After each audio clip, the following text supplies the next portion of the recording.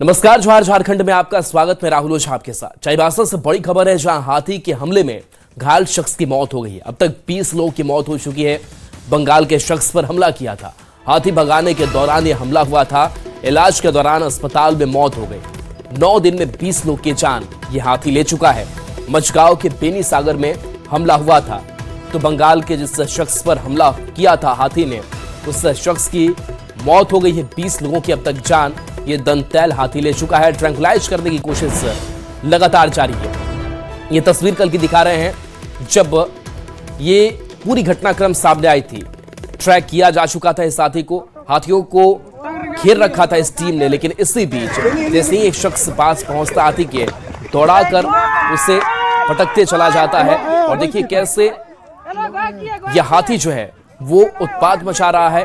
लोग भी दहशत में आ जाते हैं, भाग खड़े होते हैं। लेकिन एक शख्स इस हाथी की चपेट में आ जाता है, घायल हो जाता है। और अब इस बंगाल के शख्स की मौत हो गई है। 20 लोगों की जान अब तक ये दंतैल हाथी ले चुका है।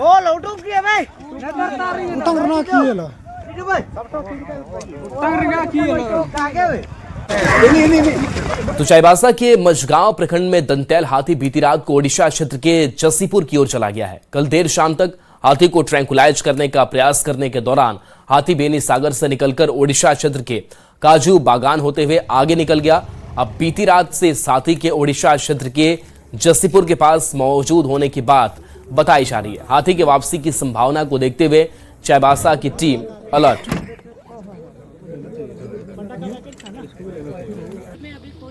है तो अंदर में आदमी है, तो लोगों को आने के लिए बताना हमको नहीं, हम लोग तो बाहर से अभी आए हैं तो लोग बोले। तो देखिए लगातार इस हाथी को पकड़ने की कोशिश जारी है, लेकिन काफी दिन बीत गए, लेकिन इसके बावजूद अब तक क्या ये हाथी काबू में नहीं आ पाया है। ट्रैंकुलाइज करने की कोशिश लगातार जारी है। और अब ये खबर सामने आ रही है कि चाईबासा में जिस तरीके से इस हाथी को घेरा गया था, ट्रैक किया गया था, लेकिन अब ये ओडिशा की ओर निकल चुका है और वहां भी टीम पहुंचे, लेकिन अब तक सफलता नहीं मिल पाई है कि इस हाथी को काबू में किया जा सके। कल की दहशत वाली तस्वीर, विचलित करने वाली तस्वीर सामने आई थी, जहां पर एक बंगाल के शख्स को इस हाथी ने मौत की घाट उतार दी। अभी मैं चाईबासा के मझगांव प्रखंड क्षेत्र के बेनी सागर क्षेत्र में मौजूद हूं, जो कि झारखंड और ओडिशा के सीमा क्षेत्र में मौजूद है। यहाँ इस क्षेत्र में कल देर शाम तक हाथी को ट्रैंकुलाइज करने का प्रयास किया गया बेनी सागर में, जहां कल 2 लोगों की हाथी जान ले चुका था। हालांकि शाम तक वन विभाग द्वारा इसे ट्रैंकुलाइज करने में सफलता नहीं मिली और शाम को ट्रैंकुलाइज करने के प्रयास के दौरान, उसे खदेड़ने के दौरान हाथी को बेनी सागर जो गांव है उससे बाहर निकाला गया। लेकिन उसके बाद हाथी का मूवमेंट ओडिशा एरिया की तरफ हो गया और बेनी सागर के से सटे हुए काजू बागान की ओर वो घुस गया और उसके बाद आगे उसका मूवमेंट ओडिशा क्षेत्र में हो गया, जो कि बीती रात में हाथी का अभी जो ट्रैक करने का स्थिति बताया जा रहा है, वन कर्मियों के मुताबिक अभी ओडिशा के जसीपुर क्षेत्र की ओर हाथी का मूवमेंट हो गया है और ओडिशा की टीम उस पर नजर रखी हुई है। बीती रात को हाथी द्वारा कहीं कुछ नुकसान पहुंचाए जाने की अब तक खबर नहीं है। इधर बेनी सागर क्षेत्र के आसपास झारखंड के चाईबासा और अलग अलग जगह की जो टीम यहाँ पर क्यूआरटी टीम मौजूद है, उसके द्वारा भी अलर्ट मोड में हुए हैं, जिससे कि हाथी का मूवमेंट वापस फिर इस ओर नहीं हो। अब देखना है कि इस हाथी का आगे क्या मूवमेंट होता है और आगे क्या स्थिति होती है। रुपेश प्रधान, न्यूज 18 चाईबासा। और रुपेश प्रधान हमारे साथ न्यूज 18 संवाददाता लाइव जुड़े हैं। रुपेश, अब तक 20 लोगों की मौत और अब जो हाथी की चहलकदमी है वो ओडिशा की तरफ हुई है। अभी फिलहाल किस तरीके से ट्रैंकुलाइज करने की कोशिश जारी है, क्या अपडेट है?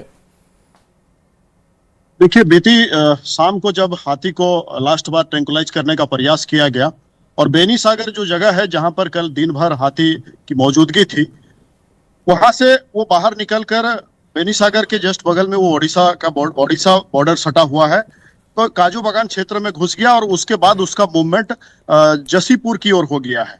बीती रात को हाथी द्वारा अब तक कोई नुकसान पहुंचाए जाने की खबर नहीं है, सूचना नहीं है, लेकिन ओडिशा और झारखंड दोनों की टीम अभी उसको ट्रैक करने का प्रयास में लगी है।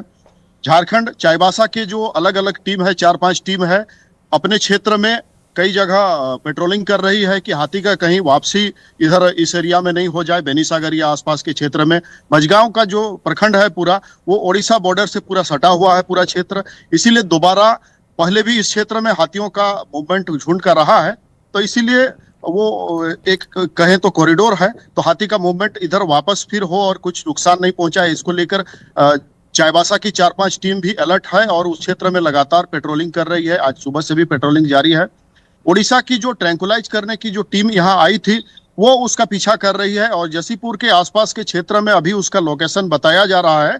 और उड़ीसा की टीम से हालांकि अभी संपर्क नहीं हो पाया है हमारा, लेकिन उस टीम की कोशिश यहाँ के वनकर्मी जो बता रहे हैं कि उसको ट्रैक करने में लगे हुए हैं और उड़ीसा की टीम कोशिश करेगी कि उसको उस क्षेत्र में ट्रैंकुलाइज कर दिया जाए, जिससे कि उस क्षेत्र में इस हाथी द्वारा झारखंड क्षेत्र में जैसे लगातार नुकसान पहुंचाया गया, आगे कोई उधर इस तरह का कैजुअलिटी या कोई अनहोनी नहीं। रुपेश, इतनी बड़ी टीम लगी हुई, एक्सपर्ट्स भी हैं, जो बड़ी चुनौती है इस साथी को पकड़ने के लिए, वो क्या चुनौती जो है वो टीम महसूस कर रही है, जो टीम से आप बातचीत भी कर रहे हैं तो बता पा रहे हैं? देखिए, ओडिशा की जो एक्सपर्ट टीम आई थी वाइल्ड लाइफ की, जो ट्रैंकुलाइज करने के लिए विशेषकर आई हुई थी वहां, उस टीम से जब हमारी कल देर शाम को बात हुई थी, उस समय उनका कहना था कि हाथी घटना को अंजाम देने के बाद पेड़ों के झुंड में या जंगल क्षेत्र में मौजूद रह रहा है और जहां उसे ट्रैंकुलाइज करने में थोड़ी समस्या हो रही है। पिछले दिनों भी समस्या रही। कल बेनीसागर गांव के बीच में जहां मौजूद था हाथी, वहां से उसको बाहर खदेड़ कर मैदानी इलाके में या खुले क्षेत्र में गांव से बाहर लाने का प्रयास दिन भर जारी रहा, लेकिन वो काफी चैलेंजिंग रहा और दिन भर के प्रयास के बावजूद वो बार बार थोड़ी देर के लिए, मान लिया 2-4 सेकंड के लिए बाहर दौड़कर निकलता था तो वापस फिर झुंड के अंदर चला जाता था। और वहां कई घर भी थे, तो आशंका ये जताई जा रही थी कि अगर उस क्षेत्र अंदर में अगर उसको ट्रैंकुलाइज कर दिया जाए तो वो उस क्षेत्र में ट्रैंकुलाइज करने के बाद, इंजेक्ट करने के बाद 20 मिनट के बाद ही वो बेहोश होता है। तो उस दौरान उसका मूवमेंट भाग दौड़ का रहता है उसके असर से, इंजेक्शन के असर से। तो उस दौरान उस क्षेत्र में जो घर या लोगों का भीड़ भी था, तो और कोई नुकसान नहीं पहुंचा है। तो खाली खुले क्षेत्र में उसको लाने के प्रयास में ही शाम हो गई और उसके बाद शाम में जब प्रयास किया गया 5 बजे के बाद, तो ट्रैंकुलाइज करने के लिए खदेड़ने के जब प्रयास किया गया तो वो बाहर दूसरी ओर चला गया। तो अंधेरे में फिर उसको थोड़ा ट्रैक करने में समस्या भी हुई, तो ट्रैंकुलाइज करने में सफल नहीं हो पाए। लेकिन अब ओडिशा की जो टीम है वो उसका ट्रैक कर रही है। चलिए, बिल्कुल रुपेश, तो अब टीम लगी हुई है और उम्मीद भी टीम करेगी जल्द से जल्द इसको ट्रैंकुलाइज किया जाए। बहुत बहुत शुक्रिया इस अपडेट के लिए आपका। बढ़ेंगे आगे तो रामगढ़ में भी 18 हाथियों के झुंड ने उत्पात मचाया हुआ है। 20 दिसंबर से हाथियों का यह झुंड गांव में हंगामा मचाया हुआ है। ग्रामीण आग जलाकर हाथी के झुंड को भगाने की कोशिश कर रहे हैं। ग्रामीण रात में जगने को मजबूर भी हैं। ग्रामीण अलाव जलाकर हाथी को गांव में आने से रोकने की कोशिश करते दिखते हैं, लेकिन हाथी देर रात गांव में घुसकर फसल को बर्बाद कर रहा है, जिस कारण किसानों को काफी नुकसान हो रहा है।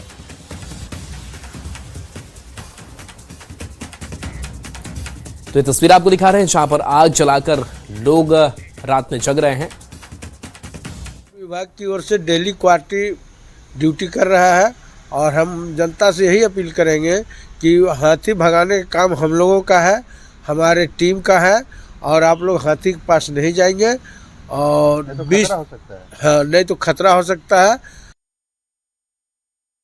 अब हम पहुंच चुके हैं रामगढ़ वन क्षेत्र के कांकेबार में। इस गांव में 20 दिसंबर से 18 हाथियों का झुंड लगातार उत्पात मचा रहा है। देख सकते हैं ग्रामीण जो है रतजगा कर रहे हैं और यहाँ पर अलाव जल चुका है और देर रात्रि तक ये पेट्रोलिंग करेंगे और गांव को बचाने का काम करें। कुछ महिलाएं भी हैं। क्या दिक्कत हो रहा है हाथी से? सब आलू खाए दे रहा है, तो रात भर आप लोग जागते हैं? एकदम रात भर जागते हैं। माइया छुए सब घर में सब बेन घरते हैं, खाली होने को लेकर रहते है। आप लोग घर में दुबक जाते हैं। हाँ। कुछ लोग यहाँ पर पेट्रोलिंग करते हैं। हाँ। तो यहाँ देख सकते हैं कुछ युवाओं की टोली भी है। बहुत परेशानी है, पूरा तो घर तोड़ दिया है। खाना थी, आप लोग देख रहे हैं ये लकड़ी जलाए हुए, अलाव जलाए हुए, किस लिए? आलू बचाने के लिए। तो आलू भी नहीं बच पा रहा है और गांव को भी बचाना है। गांव को भी बचाना है कि घर तरफ नहीं आए। हाँ, प्रतिदिन हम लोग 20 तारीख से ही रत जगह कर रहे हैं और अलाव जला के, आग जला के उसको गांव में घुसने नहीं दे रहे। लेकिन गांव का तो किनारा में घुस ही जा रहा है। वो तो आलू किनारे किनारे खा के निकल ही जा रहा है। यहाँ से कितना दूर पे हाथी होगा? अभी 200-300 मीटर में दूर में पास पहाड़ जंगल में है। हाँ। के सहारे जो है हाथियों से गांव की रक्षा कर रहे हैं, यानी ये रजगा करते हैं, पूरे गांव की रक्षा करने में लगे हुए। हालांकि क्यूआरटी भी यहाँ वन विभाग की यदा कदा आते रहती है और हाथियों को भगाने का प्रयास में जुटी है, लेकिन हाथी जो है इस इलाके से टस से मस होने को तैयार नहीं है और ग्रामीण रजगा करने को मजबूर हो रहे हैं। जावेद खान, न्यूज़ 18 रामगढ़। खबर पलामू से है, जहां के पांडु इलाके में किसान नीलगाय के आतंक से परेशान हैं। किसान दिन रात फसल की रखवाली करने में लगे हैं, लेकिन फिर भी नीलगाय लगातार खेत में लगे सरसों की फसल को नुकसान पहुंचा रहे हैं। किसान खेतों में रात भर पहरेदारी कर रहे हैं, लेकिन फिर भी नीलगाय नुकसान पहुंचा रहे हैं। बड़े पैमाने पर आप देख सकते हैं कि सरसों की खेती की गई है और ये पूरा जो है इलाका है खेती के लिए जाना जाता है। ये पांडु प्रखंड का ये डाला गांव है और आप देख सकते हैं कि पहाड़ के तलहटी में ये गांव है, चारों तरफ पहाड़ से घिरा ये गांव है। लेकिन यहाँ का खेती जो आप खेतों में जो फसल लगे हैं वो आप देख सकते हैं, ये फसल है और काफ़ी लहलहा रहा है ये खेती। और आपको बता दूं कि ये पीला सरसों के रूप में जाना जाता है और यहाँ बड़े पैमाने पर इसकी खेती होती है और यहाँ के किसान इसे बेचकर अच्छी कमाई कर पाते हैं। लेकिन कहीं ना कहीं यहाँ के किसान को नीलगाय के आतंक से परेशानी हो रही। नीलगाय जो है जंगली इलाका होने की वजह से अचानक नीलगाय का झुंड खेतों में पहुँचता है, झुंड में आता है और एक तरफ से पूरा बर्बाद करके चला जाता है। हम लोग मुआवजा कभी मिलता है? मुआवजा तो नहीं मिलता है हम लोग को, कभी ब्लॉक वगैरह से नहीं, हम लोग को तो नहीं मिल पाता है। नीलगाय का तो बहुत आतंक है गांव में। हम लोग खेती करते हैं, लेकिन रात में नीलगाय आके सारा खेती को नीलगाय बर्बाद कर देता है, पूरा चर जाता है खेत को। अभी क्या क्या फसल लगा है, क्या क्या नुकसान कर? गेहूं है, सारा खेती बर्बाद हो जा रहा है हम लोग का नीलगाय की वजह से। किसान जो है कई तरह के उपाय लगाए हैं, बाड़ लगाए हैं ताकि वो नीलगाय से बच सके। नीलकमल, न्यूज़ 18 पलामू। और चतरा से बड़ी खबर, जहां कोयला ट्रांसपोर्टिंग हाईवे पर फायरिंग हुई और राहुल सिंह गिरोह ने इसकी पूरी जिम्मेवारी ली है। सोशल मीडिया पर उसने जिम्मेवारी ली है। फायरिंग कर मुन्ना अंसारी को धमकी दी गई थी। बता दें कि पीपवार थाना क्षेत्र का यह मामला, कोयला ट्रांसपोर्टिंग हाईवे कर रहा था और कोयला ट्रांसपोर्टिंग हाईवे पर फायरिंग की गई थी। राहुल सिंह गिरोह ने इसकी जिम्मेवारी ली है। ओम प्रकाश हमारे साथ न्यूज़ 18 संवाददाता। ओम प्रकाश, फायरिंग के बाद से राहुल सिंह गिरोह ने जिम्मेवारी ली है, सोशल मीडिया पर बाकायदा लिखा है, अपडेट क्या? जी बिल्कुल, जिस तरह से ये फायरिंग कल शाम हुई है उसके बाद से लगातार पुलिस जो है आरोपियों की गिरफ्तारी में जुटी हुई है। हालांकि अब तक जो गिरफ्तारी में सफलता जो है वो पुलिस को नहीं मिली है। पूरा मामला पिपरवार थाना क्षेत्र का है, जहां पर ये कोयला ट्रांसपोर्टिंग में लगे हाईवा पर फायरिंग की गई है। बता दें कि इससे पहले भी राहुल सिंह हो या फिर राहुल दुबे, इन दोनों अपराधियों के टारगेट जो हैं वो कोयला व्यवसायी हैं और लगातार वहां खौफ और आतंक जमाने को लेकर इन अपराधियों के द्वारा कोयला व्यवसायी हो या फिर जमीन माफिया, इन तमाम लोगों को धमकी दी जाती है, फायरिंग की जाती है। फिलहाल पुलिस को बीच बीच में कुछ सफलताएं जरूर मिलती है, लेकिन इस पूरे नेक्सस पे फिलहाल लगाम लगता हुआ नजर नहीं आ रहा है। जी शुक्रिया ओम प्रकाश इस अपडेट के लिए। खबर धनबाद से है, जहां के धनसार थाना क्षेत्र में इलाज के दौरान एक व्यक्ति की मौत हो गई। मौत के बाद परिजनों ने अस्पताल में जमकर हंगामा किया और डॉक्टर और अस्पताल प्रबंधन पर गंभीर आरोप लगाए। परिजनों के मुताबिक अख्तर खान को गंभीर हालत में पहले पाटलिपुत्र नर्सिंग होम में भर्ती कराया गया था, जहां उनकी नाजुक स्थिति को देखते हुए डॉक्टरों ने उन्हें SNMMCH में रेफर कर दिया। इसके बाद SNMMCH पहुंचने पर करीब 2 घंटे तक मरीज को भर्ती नहीं किया गया और इलाज में देरी के कारण मरीज की मौत हो गई। हम लोग साथ अंदर नहीं जा रहे थे, डॉक्टर को लाए, यहाँ पे बोले कैसे ऐसा बात, पहले बोले जगह खाली नहीं, फिर दौड़ दौड़ करके जगह खाली हुआ, फिर भी डॉक्टर लोग इंतजाम ही नहीं कर रहे कुछ भी। 4 बार चेक करके चली, 4 बार आ रहे जा रहे, ये क्या चीज दिख रहा है? गार्डन था ये, किसी का आदमी जान चल गया, उन लोग का है, पूरा हॉस्पिटल का गलती है, पूरा 100%। हम अपने पापा को लेकर आए थे, सही थे पापा, खाली ऑक्सीजन चल रहे थे, बोले कि वहाँ ले जाओ, वहाँ से ले जाओ, वहाँ सब सही हो जाएगा, लेकिन डॉक्टर का लापरवाही। गुमला से बड़ी खबर, जहां कुएं से 2 साल के बच्चे का शव मिला है। घटना के बाद मां मौके से फरार हो गई। घटना के बाद इलाके में सनसनी है, ग्रामीणों में भारी आक्रोश देखने को मिल रहा है। प्रेम प्रसंग में बच्चे की मौत की आशंका है, पुलिस मामले की जांच में जुटी हुई है। चैनपुर थाना क्षेत्र का यह मामला सामने आया है। तो कुएं से 2 साल के बच्चे का शव मिला है और बताया जा रहा है कि घटना के बाद से मां मौके से फरार हो गई। ग्रामीणों में भारी आक्रोश देखने को मिल रहा है।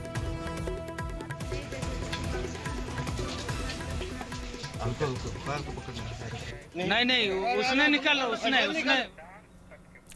रांची से बड़ी खबर, जहां हाईकोर्ट में जल स्रोतों के अतिक्रमण मामले में सुनवाई हुई। सुनवाई के दौरान झारखंड हाईकोर्ट का बड़ा आदेश भी सामने आया है। अतिक्रमणकारियों पर केस और दोषी अधिकारियों पर कार्रवाई करे। हाईकोर्ट ने यह कहा है। अतिक्रमण हटाने का खर्च अतिक्रमणकारियों से वसूलने का निर्देश भी है। जलाशय, नदियों, डैम के कैचमेंट एरिया पर कोर्ट सख्त है। अवैध निर्माण को किसी भी सूरत में संरक्षण नहीं दिया जा सकता, यह हाईकोर्ट ने कहा है। दोषी अधिकारियों के खिलाफ एसीबी जांच का निर्देश भी है।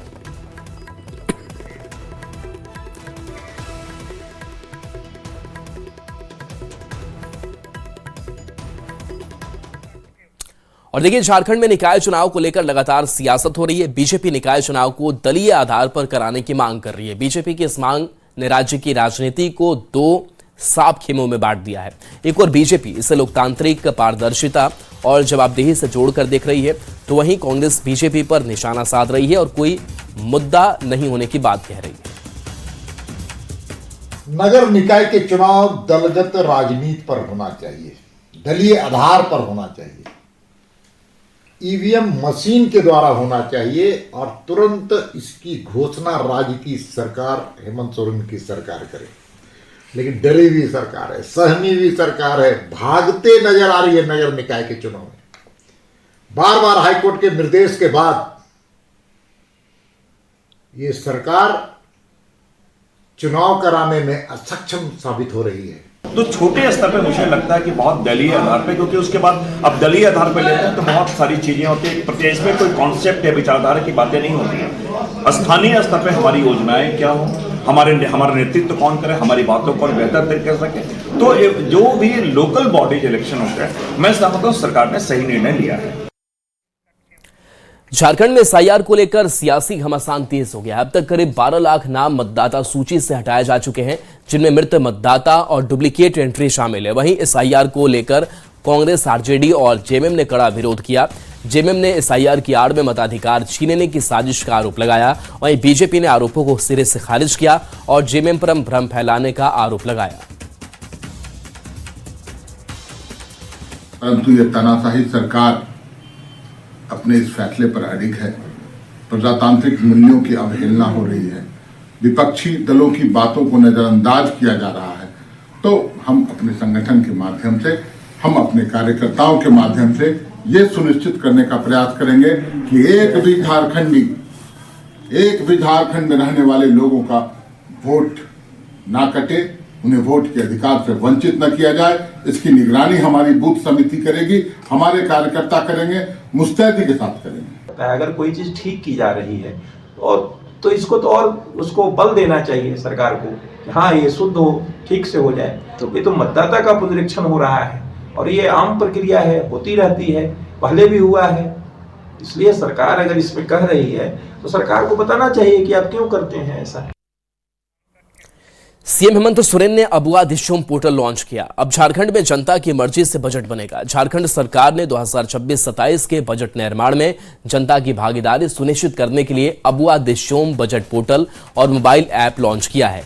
जेएमएम ने सरकार की सराहना करते हुए कहा कि सरकार चाहती है कि बजट में हर वर्ग की जरूरतें और उम्मीदें झलके, चाहे वह गांव का किसान हो, शहर का मजदूर हो, युवा हो या महिलाएं। वहीं बीजेपी ने निशाना साधते हुए कहा कि नाम बदलने से क्या हो जाएगा, जनहित के लिए काम तो होता नहीं है।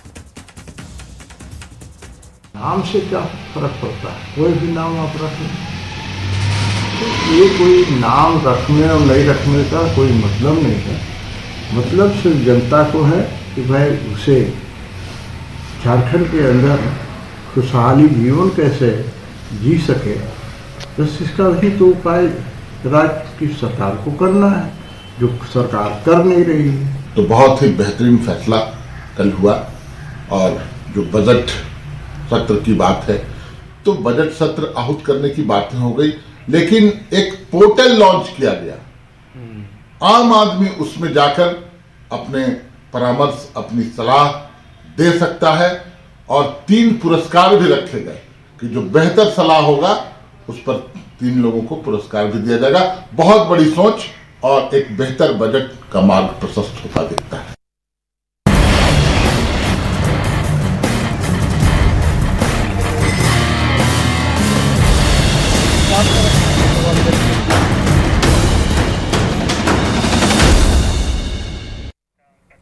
धनबाद के धनसार थाना क्षेत्र अंतर्गत पुराना बाजार टिकिनाला निवासी अख्तर खान की इलाज के दौरान मौत हो गई। मौत के बाद परिजनों ने अस्पताल परिसर में जमकर हंगामा किया और डॉक्टरों अस्पताल प्रबंधन पर गंभीर आरोप लगाए।